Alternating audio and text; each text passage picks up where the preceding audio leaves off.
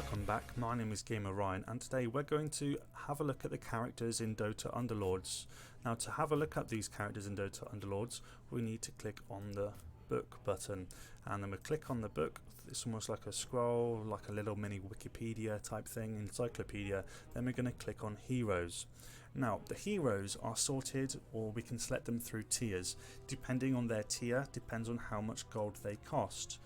Now, I'm not 100% on this, but I'm pretty sure it doesn't say how much it actually costs in coins. That the tier that they're at is equivalent to how much gold they cost. So, for example, a tier 3 Slark is going to be 3 gold. A tier 2, so it's going to be Puck, he's going to be worth 2 gold, and then these guys are going to be worth 1 gold. So that's something to bear in mind. Now, of course, you're going to think that higher the tier, the stronger they are. So let's, for example, this bounty hunter is a scrappy assassin, and we'll look at alliances soon. Scrappy assassin, so he does, let's have a look, his DPS, he does 52 DPS on his 1 star. Now if we go to an assassin up here, go to the stats, DPS 83. So if you're in a position to sell your lower tier heroes for the higher tier ones, it's probably worth doing, but make sure that it's the right choice for your team and your strategy. Now, there's lots of talk about which character is the best, which character is the strongest, and there is categorically no stronger character. They all have their own place, and ultimately it depends the team that you're working with. There are a few characters that are my go-to all the time because they just outshine everyone. Currently, Tiny's one of my go-tos because come level 3, he's an absolute demon. He's a boss. He's got such powerful DPS, he's strong, but also his health is great. He's a fantastic tank, and to help tank those hits, to give my heroes the best kind of DPS available to them, he's a really great one.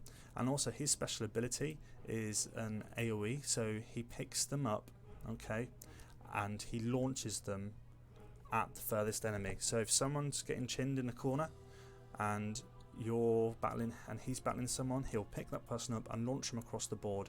But the best thing about it, it deals damage to all of the characters around, and also they get stun as well. See, and the higher the rank is, the longer they get stunned for.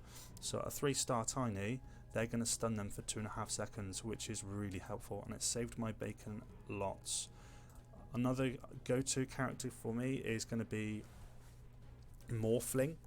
Because Morphling, if I'm doing an assassin or primordial build, is super strong because he nips around the board really quickly, and he's got a devastating liquid attack where he surges forward, damaging enemy units in his path for that damage, and it stacks up quite quickly, so he builds up quite quickly, and actually he's quite strong. He might not appear strong, but he's definitely worth someone to have on your board. And then the last one that I definitely will always try and get is the Treant Protector. He's a fantastic tank, and I don't really go much on his ult by sapping life. So saps 120 life every 1.5 seconds at the 3-star level. However, his HP is going to be ginormous at 3 stars, and it's really worth having him. If you're in early game and you need the early win or need to stop losing HP, I'd definitely recommend getting 2 druids in order to get their buff, and we'll talk about alliances a little bit later, but he's definitely someone to look out for. Further down the board, there is one guy on tier 4 that again I really recommend, and it's Kunkka. He's got a really good AoE attack where he launches like a ghost ship down at you, and he does quite a lot of damage there. And actually he's pretty strong, you know, he really is strong.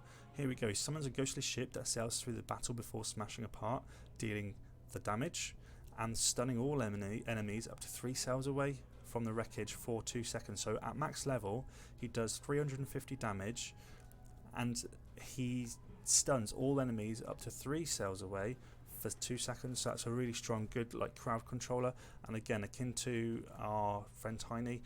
He's a warrior build, so definitely check him out. Now, another one that I really like that I've come to use a lot more is our Keeper of the Light. Now, at rank 3, he sends a wave that does a 250 damage per second, and it's channeled, okay, and he's got incredible health, and although his DPS doesn't seem much, he's got great kind of damage output, especially when he uses his magic ability. So this is basically the outline of the heroes. Now I think a few of the staple ones definitely start off with a druid and get another druid, so the Trian or the Nature's Prophet.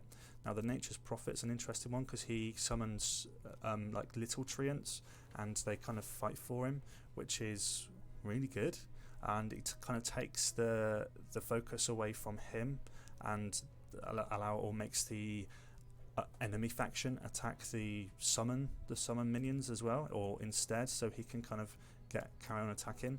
Just a note though, the summoned minions aren't particularly strong, so it's not a viable option to kind of, oh yeah, that's it, that'll do.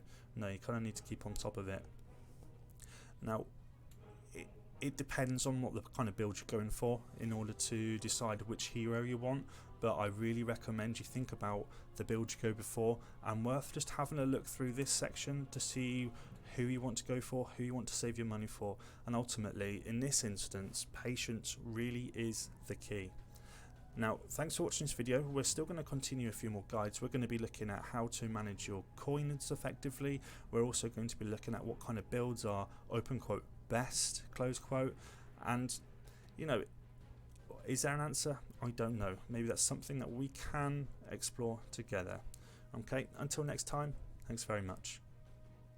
Oh, and PS, one thing I did forget to mention is that when you buy these, when you buy your heroes, you first get them at a 1-star level, okay? And in order to get them up to the next star, you need 3 of the same heroes at the same star level. So for example, if I can have 2 1-star anti-mages, but when I buy my 3rd 1-star anti-mage, he then transforms into a 2-star anti-mage.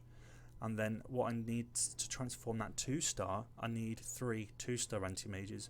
So I need a further 3 1-stars.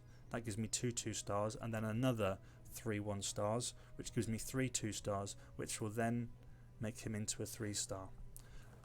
And that really is it. Thanks for watching.